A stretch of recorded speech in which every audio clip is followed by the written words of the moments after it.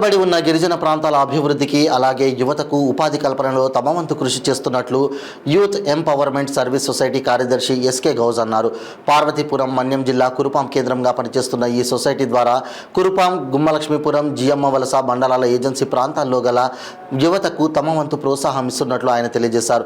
సుమారు 200 మందికి పైగా చదువుకున్న ఆదివాసీ యువతకు తమ సొసైటీ సహకారంతో కాంపిటేటివ్కు ప్రిపేర్ అవుతున్నారని ఆయన తెలిపారు. గిరిజన ప్రాంతంలో విద్య అందుబాటులో లేని గ్రామాలకు విద్య అందించే విధంగా తమ వంతు కృషి చేస్తున్నామన్నారు. గిరిజన గ్రామాల్లో నెలకొన్న సమస్యల పరిష్కారానికి తగు చర్యలు తీసుకుంటున్నామని ఆయన తెలిపారు.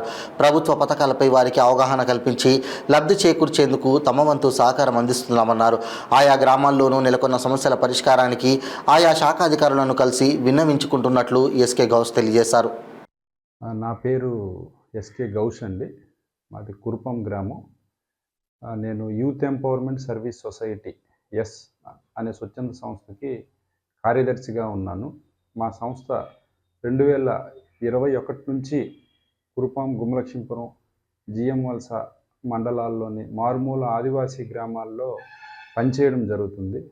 మా సంస్థలో కూడా ఆదివాసీ యువతను భాగస్వామ్యం చేసి వాళ్ళను సభ్యులుగా చేసుకొని గ్రామాల్లో ఉన్నటువంటి సమస్యలను యువత ద్వారా గుర్తించి ఆ సమస్యల పరిష్కారానికి ప్రభుత్వం ద్వారా అలానే కొన్ని సంస్థల ద్వారా మా వంతు కృషి చేస్తూ మేము ముందుకెళ్తున్నాం.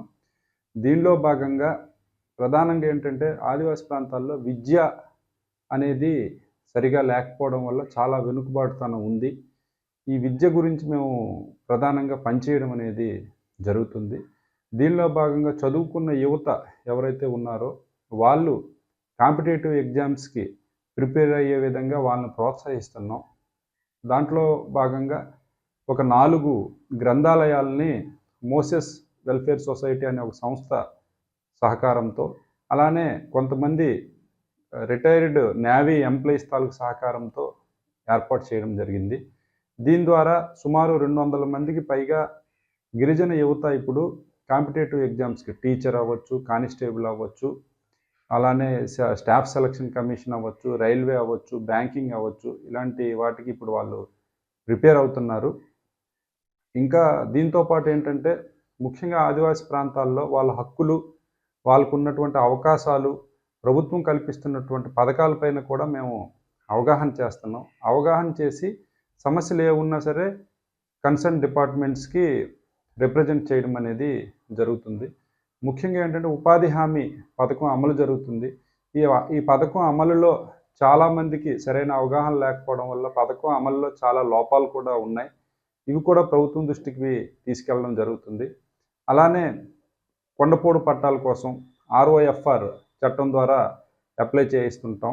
అలానే ప్రభుత్వ పథకాలు పెన్షన్స్ కావచ్చు, రేషన్ కార్డ్స్ కావచ్చు, అలానే PVTG ఎవరైతే ఉంటారో వాళ్ళ కోసం ప్రత్యేకంగా వాళ్ళకి రావాల్సినటువంటి పథకాలపైన అవగాహన కల్పించి ప్రభుత్వం దృష్టికి సమస్యలన్నీ తీసుకువెళ్ళడం అనేది జరుగుతుంది.